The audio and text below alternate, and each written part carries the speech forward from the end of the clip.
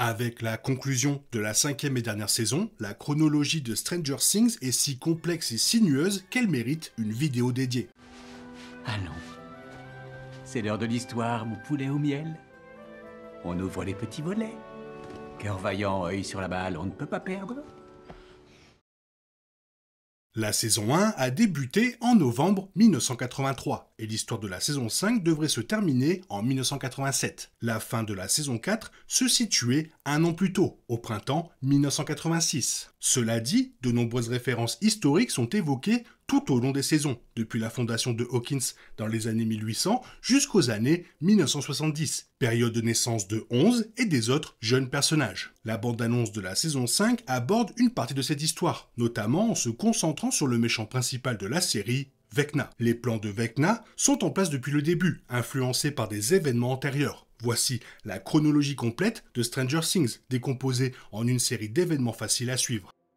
Bien avant que Hawkins ne soit envahi par le Démogorgon, les Démo-chiens, le flagelleur mental et le monde à l'envers, un certain nombre d'événements s'étaient produits, menant aux événements de la chronologie, comme la fondation de la ville de Hawkins, la disparition de la dernière personne avant Will Byers, Victor Krill, le père d'Henry Krill, qui combat pendant la Seconde Guerre mondiale et ordonne le bombardement d'une maison civile en France. Plus tard, le navire de l'US Navy, l'USS Eldridge, est intégré à un projet gouvernemental top secret. Au cours de cette opération secrète, le capitaine, père du docteur Martin Brenner, est le seul survivant de la dimension X, après que son navire a été accidentellement transporté dans cette dimension dangereuse. Sur son lit de mort, il avoue tout à son fils. Le docteur Brenner est alors obsédé par la recherche de la vérité. Les Krill, qui emménagent dans la maison de leurs rêves, mais Henry commence à développer ses pouvoirs, il assassine sa famille et fait accuser son père de leur meurtre. Puis, le dernier suicide à Hawkins, selon Hopper dans la saison 1. Dans un monologue de la saison 4, Hopper évoque sa collaboration avec le Corps chimique, où il a été exposé à l'agent orange au Vietnam. Ensuite, c'est la naissance de Steve Harrington, les naissances de Nancy Wheeler, Jonathan Byers, Barb Holland et Billy Hargrove, puis les naissances de Dustin Anderson, Mike Wheeler, Will Byers, Lucas Sinclair, Sarah Hopper et 11. Joyce Byers commence à travailler à l'épicerie de Melvald. Puis, le décès de Sarah Hopper déçue d'un cancer. La vie de Hopper s'effondre, il retourne dans sa ville natale de Hawkins et devient chef de la police. Une grande partie de la saison 2 s'est concentrée sur l'histoire du laboratoire d'Hawkins et de l'implication du gouvernement dans la création d'individus dotés de super pouvoirs, comme 11. C'est ce qui a finalement conduit 11 à découvrir l'existence d'autres personnes comme elle, telles que Kali. Tout commence avec le projet MK Ultra, qui est autorisé par le gouvernement américain. Le laboratoire national d'Hawkins fait partie des nombreux laboratoires du pays à lancer des expériences. Kali Prasad, encore bébé, est enlevé de son domicile londonien. Le docteur Martin Brenner arrive à Hawkins avec Kali pour commencer ses expériences MK Ultra. Terry Ives participe aux expériences MK Ultra alors qu'elle est enceinte, sans le savoir. Terry donne naissance à 11 et est enlevé par Brenner. La vérité sur le projet MK Ultra est révélée au public et le programme est arrêté. Terry infiltre le laboratoire de Hawkins à la recherche de sa fille. Elle est arrêtée et soumise à des électrochocs, ce qui la plonge dans un état catatonique permanent. Kali s'échappe du laboratoire et acquiert des pouvoirs. Puis, numéro 1 est libéré par 11 et commet le massacre du laboratoire de Hawkins. Suite à cela, 11 l'exile dans la dimension X. 11 a passé son enfance au laboratoire de Hawkins, où elle a perfectionné ses super pouvoirs tout en subissant des expériences et en tentant d'espionner les Russes. Ces épreuves l'ont aidé à s'échapper et à rencontrer Mike et ses amis. Brenner observe 11 écraser une canette de Coca-Cola grâce à ses pouvoirs télékinésiques. On lui demande également de tuer un chat par la pensée, mais elle en est incapable. Alors que deux gardes l'emmènent en isolement, elle les tue grâce à ses pouvoirs. Suite à cet événement, 11 est contrainte de répéter des mots précis qu'elle doit écouter d'une personne quelque part. Et on découvre qu'elle peut les diffuser par la pensée avec le système de haut-parleurs du laboratoire de Hawkins. 11 est placée dans un caisson d'isolation sensorielle pour localiser un espion russe et diffuser ce qu'elle entend mentalement. C'est là qu'elle entre en contact pour la première fois avec l'un des Démogorgons de la dimension X. Plus tard, 11 est de nouveau placée dans le caisson d'isolation sensorielle. Elle touche le Démogorgon et crée involontairement une copie de Hawkins dans une dimension vide, plus tard connue sous le nom de Monde à l'envers.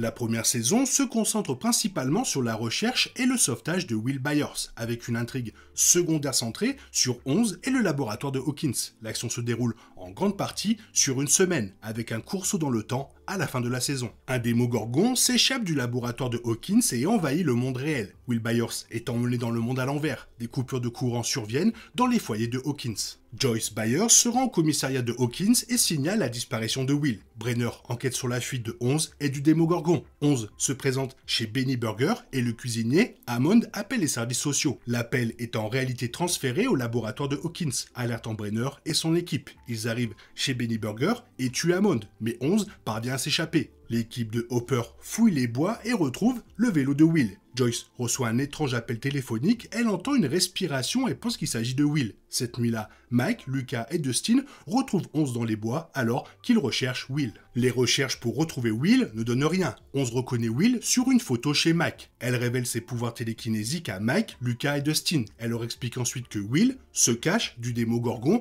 dans le monde à l'envers et qu'il y est coincé. L'équipe de Brenner, se faisant passer pour Hawkins Power and Light, découvre des indices sur la disparition de Will et la présence du Démogorgon dans la remise des Byers. Ce soir-là, Nancy et Barb se rendent à une fête chez Steve. Barb est enlevée par le Démogorgon alors qu'elle est assise au bord de la piscine. Joyce reçoit un autre appel téléphonique la même nuit, accompagné d'une respiration mystérieuse, et aperçoit un monstre qui traverse le papier peint. Nancy découvre que Barb a disparu. Elle se rend chez Steve pour enquêter et est effrayée par ce qu'elle prend pour un animal. On apprend que Jonathan a pris des photos de la maison de Steve la nuit de la disparition de Barb, et Nancy fait équipe avec lui pour déterminer si la créature photographiée est celle qu'il a enlevée. Hopper et les agents Powell et Callahan en apprennent davantage sur Brenner et le laboratoire de Hawkins. Les trois découvrent qu'il était impliqué dans le projet MK Ultra. Joyce installe des décorations de Noël chez elle. Elle parvient à contacter Will et il lui dit de s'enfuir. Le corps de Will est retrouvé à la carrière, plongeant ses amis et sa famille dans le désespoir. 11 prouve à Mike que Will n'est pas mort en le contactant par radio. Les garçons l'emmènent à leur école pour qu'elle puisse utiliser la radio amateur du club audiovisuel afin de recontacter Will. Un employé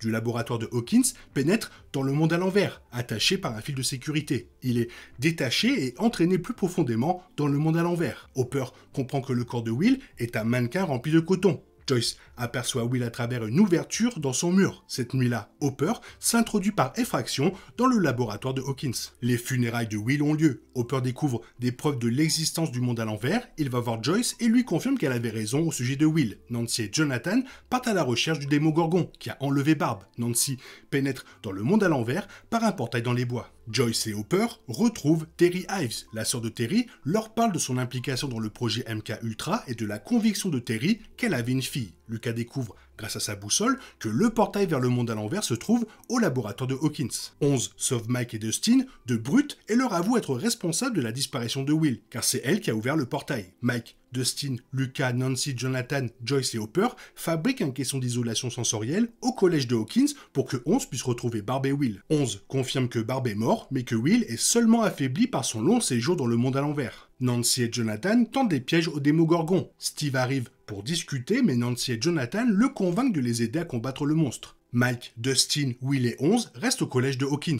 Le Démogorgon apparaît ainsi que l'équipe de Brenner. 11 élimine l'équipe de Brenner, elle plaque le Démogorgon contre le mur, fait ses adieux aux garçons et disparaît en tuant le monstre. Hopper et Joyce infiltrent le laboratoire de Hawkins pour récupérer Will. Ils trouvent le portail, enfilent des combinaisons de protection et pénètrent dans le monde à l'envers. Ils retrouvent Will et le ramènent chez lui. Will se réveille à l'hôpital entouré de ses amis. Hopper est récupéré par une voiture du gouvernement. Mike tente de contacter 11, ce qui se poursuit dans la saison 2. On s'échappe du monde à l'envers au collège de Hawkins et se cache dans les bois aux abords de la ville. Elle assomme un chasseur grâce à ses pouvoirs télékinésiques et lui vole son manteau et son chapeau pour se réchauffer. Will recrache une image du monde à l'envers dans sa salle de bain. On voit Hopper déposer des gaufres dans les bois. 11 retrouve Hopper et la ramène au chalet de son grand-père, dans les bois, pour la mettre en sécurité. Près d'un an s'écoule entre les saisons 1 et 2, mais des événements importants se produisent entre-temps. Le Dr Owen prend la direction du laboratoire de Hawkins. Hopper et Joyce commencent à emmener Will chez le Dr Owen pour des examens afin de s'assurer que le monde à l'envers ne lui a pas causé de dommages permanents. Une seconde entrée vers le monde à l'envers se forme grâce à un réseau de tunnels s'étendant sous Hawkins. Hopper et 11 développent une relation père-fille. Le laboratoire de Hawkins procède régulièrement à des brûlages du monde à l'envers pour empêcher sa propagation. Les parents de Barb engagent Murray Bowman pour retrouver leur fille. Joyce commence à fréquenter Bob Newby. Bill Hargrove et Max Mayfield emménagent à Hawkins.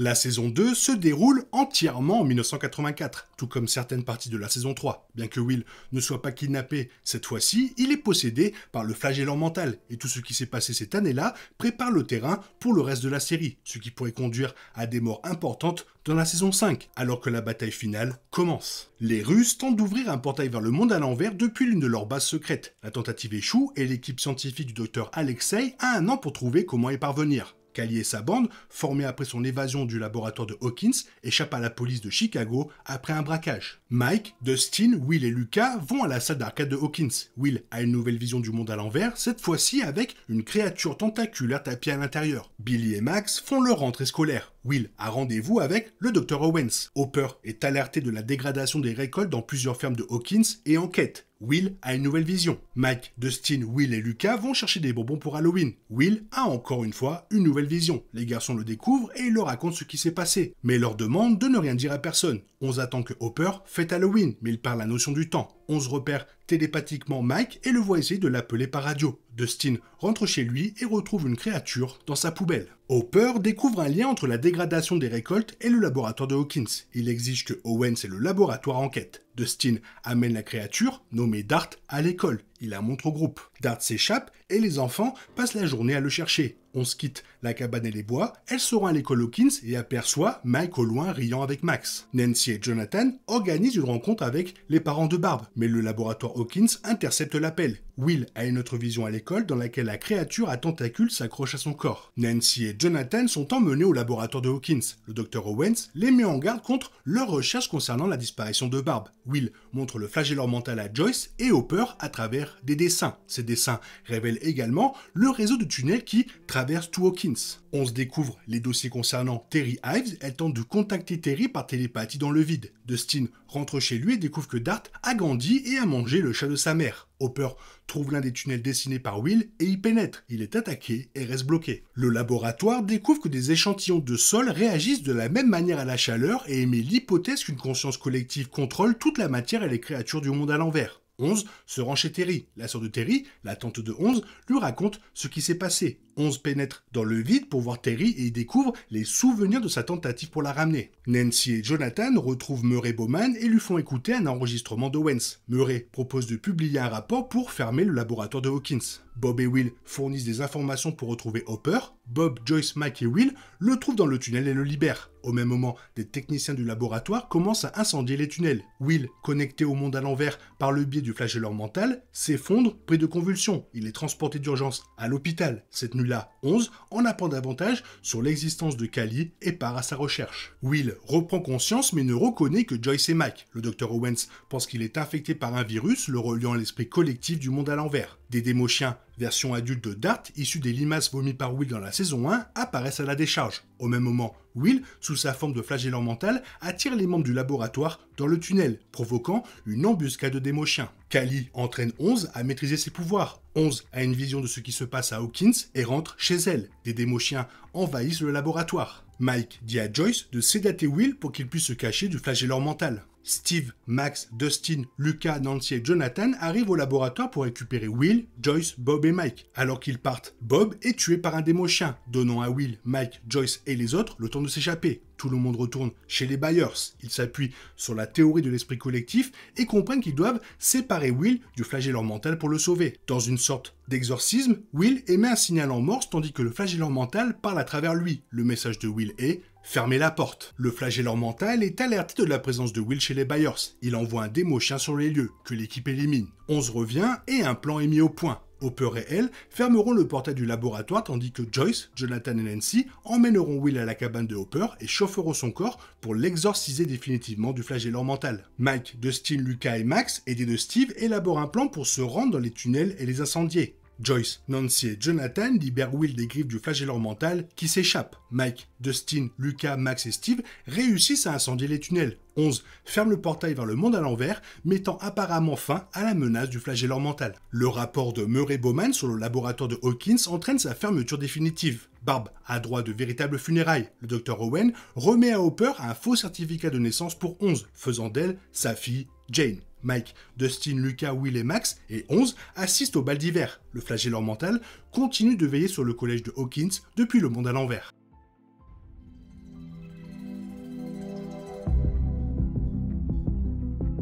La saison 3 donne une nouvelle orientation à la série. Non seulement elle se déroule en été, mais elle met également en scène les Russes comme antagonistes principaux pour la première fois. De plus, l'intrigue se concentre principalement sur Hawkins plutôt que sur le monde à l'envers. Cette saison 3 est davantage axée sur la découverte d'un complot et, bien qu'elle se déroule sur une seule semaine, elle est riche en événements. Une panne de courant frappe Hawkins, affectant le tout nouveau centre commercial Starcourt. Des phénomènes étranges se produisent à la Syrie, située en périphérie de la ville. Des hordes de rats affluent vers le bâtiment. Billy est emmené de force à la Syrie où le fragment du flagelleur mental qui a échappé à Will prend possession de Billy et des rats. Le lendemain, Nancy commence à enquêter sur d'étranges événements impliquant les rats. Le terminal de communication longue portée de Dustin intercepte une communication russe. Joyce remarque que des aimants de frigo ne marchent plus et fait des recherches à ce sujet. Nancy et Jonathan voient un rat attrapé par Madame Driscoll se comporter étrangement. Dustin rend visite à Steve à son travail, un glacier au centre commercial, et lui parle du message russe. Robin, la collègue de Steve, surprend leur conversation et propose son aide, car elle est douée en langue. Robin parvient à déchiffrer le code avant la fin de leur service. Hopper remarque un homme étrange qui sort du bureau du maire Klein. 11 et Max passent une journée ensemble au centre commercial. Les filles croisent par hasard Lucas, Mike et Will au centre commercial et 11 est furieuse et quitte Mike. Le soir même, Robin, Steve et Dustin quittent le centre commercial Starcourt. Steve fait le lien entre le morceau de musique entendu dans le message russe et celui d'un manège pour enfants du centre commercial. Cela amène le trio à conclure que le message a été enregistré à l'intérieur du centre commercial. Cette même nuit, Billy kidnappe sa collègue de la piscine, Heather Holloway. Il la ramène de force à la Syrie pour en faire une hôte du flagelleur mental. 11 et Max font une soirée pyjama. Les filles utilisent les pouvoirs de 11 pour se rendre dans le vide et espionner. 11 surprend Billy et aperçoit sa voiture ainsi que lui, accroupi près d'Heather. Billy se lève, regarde 11 droit dans les yeux, puis disparaît. Joyce parle des aimants à Hopper et suppose que le laboratoire de Hawkins y est pour quelque chose. Max et 11 se rangent chez les Hargrove et finissent par comprendre, après une enquête, que Heather est en danger. Robin découvre que le code russe fait référence à différents endroits du centre commercial Starcourt. Cette nuit-là, Joyce et Hopper se rendent au laboratoire d'Hawkins, où Hopper est attaqué par Grigory, un soldat russe, le même homme mystérieux qu'il a aperçu au bureau du maire Klein. Joyce aperçoit Grigory et la plaque d'immatriculation de sa moto alors qu'il prend la fuite. Max et 11 retrouvent Heather vivante, mais elle et Billy se comportent étrangement. Billy et Heather droguent les parents de Heather avant de les emmener au sous-sol de la Syrie, où le flagelleur mental les transforme également. Après le travail, Robin et Steve emmènent Dustin sur le toit du centre commercial, près des quais de chargement, et découvrent des gardes armés en faction. Nancy et Jonathan retournent chez Driscoll, où ils la trouvent se comportant étrangement et mangeant de l'engrais. Ils appellent la police, qui transporte Driscoll d'urgence à l'hôpital. Hopper et Joyce se rendent à la mairie pour confronter Klein au sujet de Grigory. Klein révèle que cet homme travaille pour un groupe de Russes qui souhaitaient acheter des terrains, notamment le centre commercial Starcourt et d'anciennes fermes près de la centrale électrique de Hawkins. Hopper et Joyce décident de retrouver les Russes. Cette nuit-là, ils découvrent un certain Alexei travaillant dans la cave de la ferme S, le prennent en otage et s'enfuient.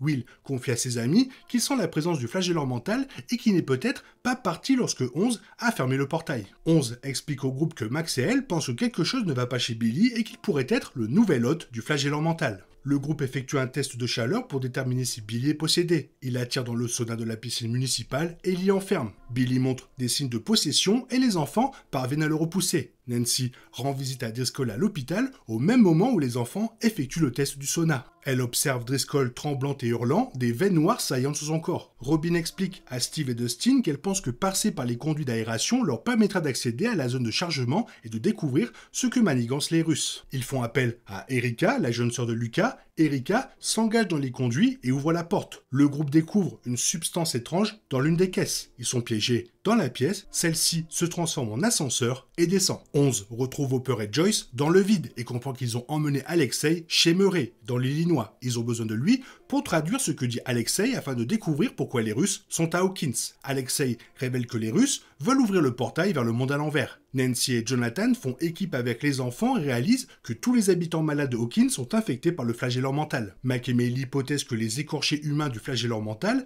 ingèrent des produits chimiques pour se transformer. Le flagelleur mental envoie 2 écorchés tuer Nancy et Jonathan. Les écorchés fondent et se transforment en un monstre qui attaque Nancy avant d'être abattu par 11. Dustin, Erika, Robin et Steve arrivent au QG russe. Ils voient des scientifiques tenter d'ouvrir le portail vers le monde à l'envers. Gregory rencontre Cline sur le champ de foire de Hawkins pour exiger qu'il trouve un moyen d'attirer Hopper et Joyce à la fête foraine ce soir-là. Hopper appelle de l'aide et exige qu'ils viennent les aider à combattre les Russes. Robin et Steve sont faits prisonniers par les Russes tandis que Erica et Dustin s'échappent par les conduits d'aération. Nancy, Jonathan et les enfants retournent à la cabane de Hopper. 11 entre dans le vide. Elle y voit Billy qui lui annonce que les créatures vont conquérir Hawkins. Billy lui dit également qu'il la traquera tout comme les autres créatures. Billy ordonne au monstre, plus récent et plus imposant, composé des écorchés du flagellant mental, d'attaquer 11 à la cabane de Hopper. Le groupe s'échappe et se dirige vers Starcourt. Dustin et Erica sauvent Robin et Steve et ils parviennent tous à rejoindre le centre commercial Starcourt. Hopper, Joyce et Murray parviennent à échapper à Gregory après avoir été attirés à la fête foraine par Cline. Ils captent le signal de détresse de Dustin et se dirigent vers Starcourt. Un plan se met en place, les adultes fermeront le portail du laboratoire russe sous Harcourt pendant que Erica et Dustin les guideront. 11, avec l'aide de Max et Mike, arrêtera Billy. Nancy, Jonathan, Robin, Steve, Lucas, Max et Will prévoient d'attaquer le monstre lorsqu'il arrivera au centre commercial. Les adultes arrivent au laboratoire, Hopper doit affronter Gregory et se retrouve près de la machine qui ouvre le portail du monde à l'envers. Joyce est contrainte de désactiver la machine au péril de la vie de Hopper. La machine explose et Hopper semble mort. 11 parvient à raisonner Billy et le libère du flagellant mental. Billy se sacrifie pour sauver 11 et Max avant que le portail fermé n'anéantisse le monstre physique du flagellant mental. Le Dr Owens et l'armée américaine arrivent à Starcourt et se mettent immédiatement au travail. 11 comprend que Hopper n'est pas revenu. Joyce l'intègre à la famille Byers. Cline est arrêté et destitué de son poste de maire de Hawkins. On découvre qu'une prison en Russie abrite un prisonnier américain et un démogorgon. On ignore comment les Russes se les sont procurés. Steve et Robin trouvent un nouvel emploi chez Hawkins Family Video. 11 vit désormais chez la famille Byers, toujours privé de ses pouvoirs après l'attaque du flagellant mental. Max, Lucas, Dustin, Mike et Nancy aident les Byers à déménager. La famille Byers quitte Hawkins.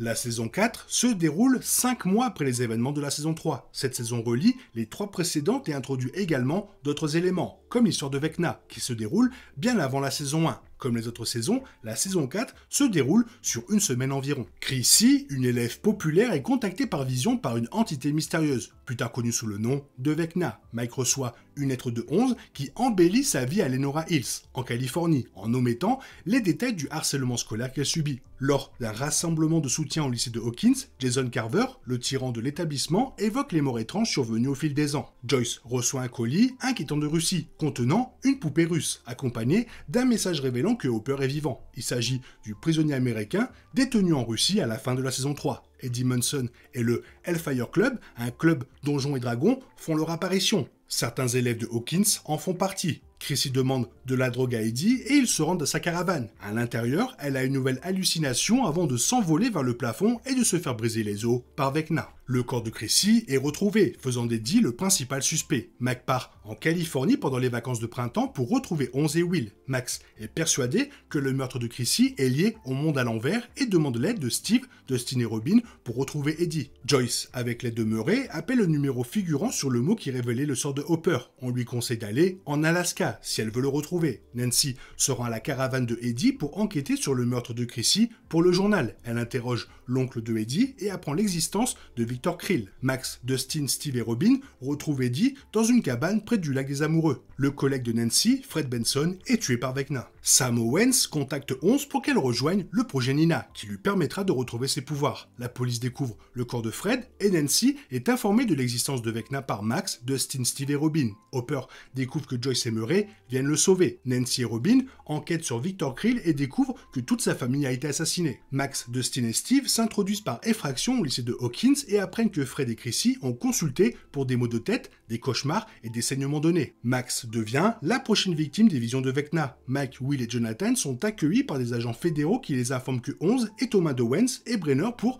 participer au projet Nina. Il leur parle également du nouveau mal qui tente de s'emparer de Hawkins. Max parle aux autres membres de la bande des symptômes de Fred et Chrissy, révélant qu'elles souffrent de la même chose. Steve, Lucas et Dustin poursuivent leurs recherches sur les meurtres de Krill, tentant d'établir un lien avec Vecna et le monde à l'envers. Nancy et Robin rendent visite à Victor Krill à l'hôpital psychiatrique de Penhurst, où il leur révèle que la musique peut libérer une personne de la malédiction de Vecna en la ramenant à la réalité. Mike, Jonathan et Will s'échappent et tentent de retrouver 11. Joyce Emery rencontre Yuri, un contrebandier, avec l'argent de la rançon demandée. Toutefois, il est trahi et tente de les livrer au gouvernement russe. Hopper parvient à s'évader de prison, mais est repris. Max est victime de la malédiction de Vecna alors qu'elle se recueille sur la tombe de Billy. Mais Dustin, Lucas et Steve la sauvent en lui faisant écouter sa chanson préférée. L'agent Harmon, sur son lit de mort, révèle à Mike, Will et Jonathan qu'ils peuvent retrouver 11 grâce à un numéro spécifique qu'il leur a donné. Eddie, Robin, Steve et Nancy se rendent au lac où ils découvrent un portail vers le monde à l'envers et le traversent. Joyce et Murray s'introduisent clandestinement dans la prison russe où Hopper est détenu pendant qu'il affronte un démogorgon. 11 est conduite dans un ancien silo à missiles pour le projet Nina, où elle apprend que le Dr Brenner a survécu aux événements de la saison 1. Elle se remémore alors son séjour au laboratoire de Hawkins. Patrick McKinney est la prochaine victime de la malédiction de Vecna aux funérailles de Chrissy et meurt peu après de la même manière que les autres. Après avoir composé le numéro fourni par Harmon, Mike, Will et Jonathan réalisent qu'ils appellent un ordinateur et décident de demander de l'aide à Suzy, la petite amie de Dustin.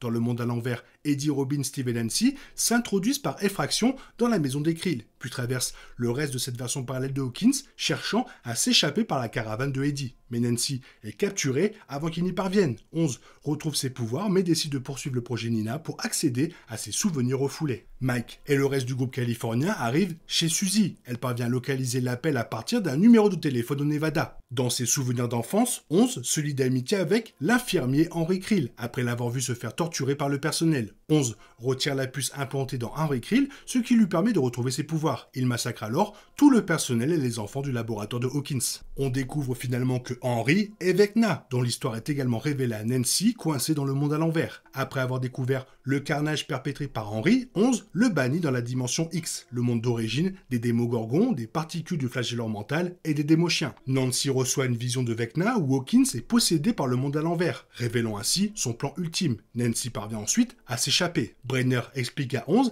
qu'elle est tombée dans le coma après avoir banni Vecna et qu'elle a refoulé ses souvenirs. 11 s'échappe du silo à missiles et retrouve Mike, Will et Jonathan, qui l'ont rejoint grâce à l'aide de Suzy. Max, Lucas et Erika se rendent chez les Krill, Hopper, Joyce et Murray s'évadent de la prison russe. Dustin, Nancy, Steve, Robin, Eddie, Lucas et Erika élaborent un plan en 4 phases pour éliminer Vecna. Ce plan consiste à utiliser Max comme appât et Nancy, Steve et Robin à infiltrer son repère. 11 et le reste du groupe californien sont sur la route de Hawkins, mais doivent d'abord construire un caisson d'isolation sensorielle pour aider 11 à protéger l'esprit de Max et à vaincre Vecna. Joyce, Hopper et Murray retournent à la prison pour éliminer les créatures qui s'y trouvent. Ils utilisent le fragment de flagelleur mental que les Russes possédaient pour gagner du temps pour les enfants et affaiblir Vecna. Max est de nouveau maudite dans sa poursuite de Vecna et Lucas tente désespérément de la réveiller. Son Walkman est cassé, permettant à Vecna de renforcer son emprise sur Max. Avant que Vecna ne puisse tuer Max, 11 et Vecna se livrent à un combat mental. Vecna révèle qu'il a créé l'esprit collectif dans la dimension X, contrôlant dès le départ le flagelleur mental, ses marionnettes, les démogorgons et les démochiens. En touchant le démogorgon étant enfant, 11 créa le monde à l'envers, permettant ainsi à Vecna et à ses forces de la dimension X d'envahir la version alternative de Hawkins et, par conséquent, de déclencher l'invasion de Hawkins elle-même. 11 se libère de l'emprise de Vecna et l'affaiblit, grâce aux efforts conjugués de Joyce et Hopper à la prison et de Nancy et Steve. Vecna est vaincu, mais non sans avoir tué Max, sa 4e victime, permettant ainsi la formation de portails permanents entre le monde à l'envers et Hawkins. 11 utilise ses pouvoirs pour animer Max, mais celle-ci reste dans le coma. Mike, 11, le reste du groupe californien, Hopper et Joyce sont tous de retour à Hawkins. Tous les personnages assistent au début de l'invasion de Vecna, les portes du monde à l'envers